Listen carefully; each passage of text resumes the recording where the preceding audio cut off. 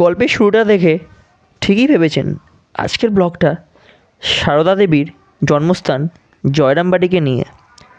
হাওড়া থেকে সকাল 7:25 গোঘাট লোকালে করে প্রথমে গোঘাট, তারপর 200 টাকার বিনিময়ে টোটো করে জয়রামবাটিতে পৌঁছানো।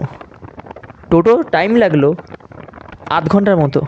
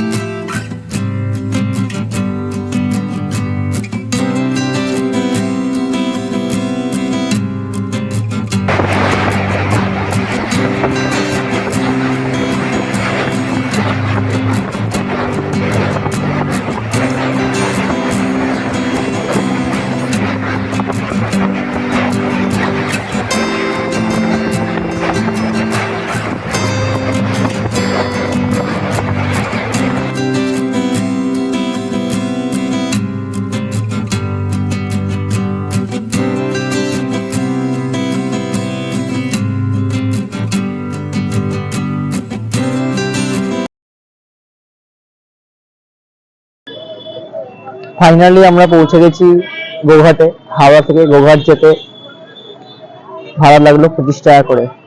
ট্রেন ঠিকঠাক সময়ে গোঘাট পৌঁছে গেছে।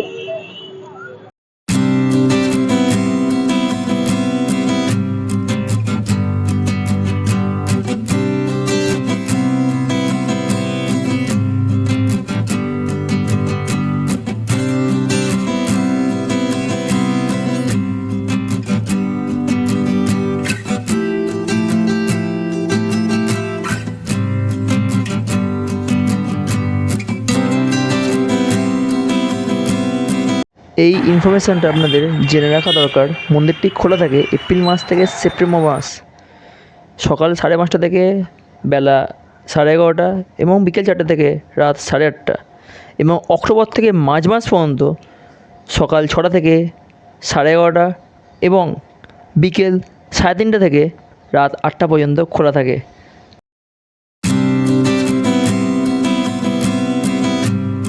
বলা ভালো যে গোঘাট স্টেশনটি হুগলি জেলাতে পড়ে এবং জয়রামবাটি বাঁকুড়া জেলায়। এই যে ব্রিজ পেরিয়ে গেল, এই ব্রিজ হুগলি এবং বাঁকুড়া জেলার সংযোগস্থল।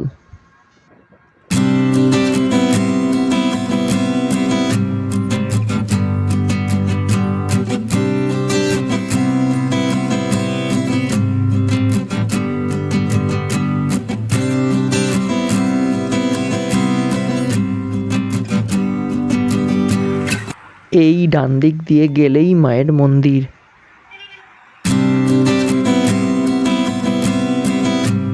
জয়রামবাটি হল পশ্চিমবঙ্গের বাঁকুড়া জেলার অন্তর্গত বিষ্ণুপুর মহকুমার কোতলপুর থানার একটি গ্রাম। 1853 সালে জয়রামবাটি গ্রামে রামকৃষ্ণ পরমহংসের পত্নী সারদা দেবী জন্মগ্রহণ করেছিলেন।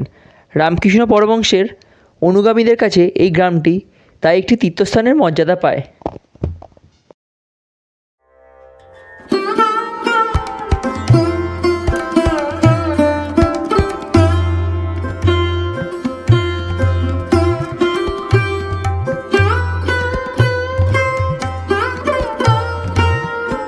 মন্দিরের ভোগ প্রসাদ 60 টাকা। জয়রামবাটিতে এলে সবার মনটা খুব ভালো হয়ে যাবে। আর এখানে এত সুন্দর প্রকৃতি, সত্যি মনটা খুব সুন্দর হয়ে উঠেছে। আপনারা সবাই আসুন, সত্যি খুব ভালো লাগবে।